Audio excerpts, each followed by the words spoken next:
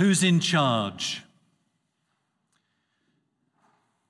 There's different answers to that question according to the circumstances we're looking at.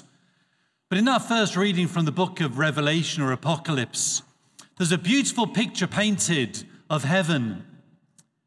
And it says in there that there's a huge number, but not just a huge number that's impossible to count. So that's good news. It's not just a few. And then the second part of that description of heaven is of who is there. It doesn't just say lots of different people from different countries. It says from every tribe and tongue, from every people and from every nation. So that's great too. It's inclusive.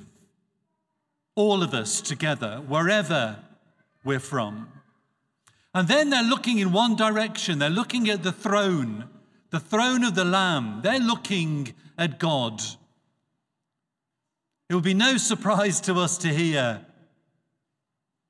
that in heaven, God is in charge. But what about down here? Who's in charge here? Is it Pope Francis? Or the scientists? Is it the financial institutions? Is it Trump or Johnson? Macron or Merkel?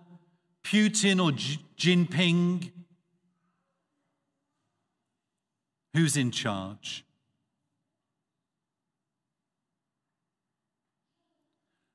Or is it COVID?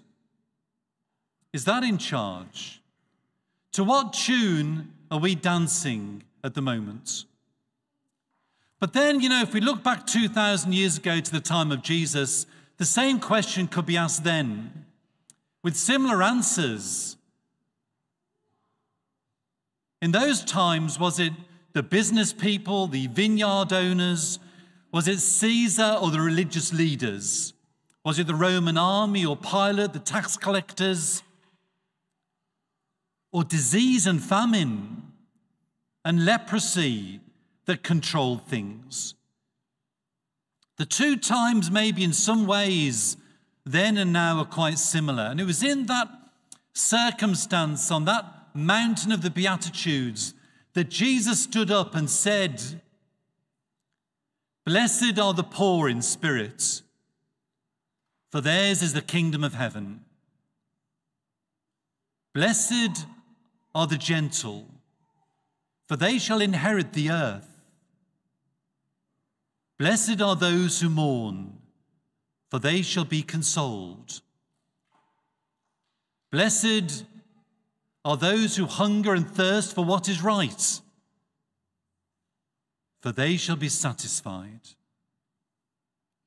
The blessed are not those who try to take control. In each instance in the Beatitudes, they're people who respond to loss or to danger with love or healing, with service, forgiveness, tears, faith, and generosity. They're not taking control because they're allowing God to be in control of their lives. Just like in paradise, they want God to be in charge here too, at least of them. And that's the thing, isn't it? That in a way, we choose. We can choose who's in charge of our own lives.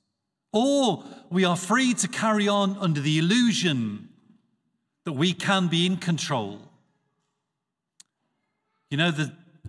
Sometimes I mention that parable Jesus tells. It always comes to mind to me of the farmer who's definitely a man in control of his farm. When the crops are so good, he hasn't enough room in his barns. He has them taken down and new ones built. And that night he goes to bed in charge, happy, because he's got enough food to last him. But that night, he dies. And Jesus has one word for him. He calls him a fool. We're not in control. And maybe this particular time with COVID will make us realize that. The sad thing is that sometimes we're just looking forward to that moment when we can go back to how things were. But we need to open our eyes and use this as an opportunity for God to come back into control of all of our lives. This is a good time to hand things over, our lives, to God, to spiritually join our brothers and sisters in heaven who look to him for everything, and to strive to be like the saints, the blessed ones, who respond in humble ways.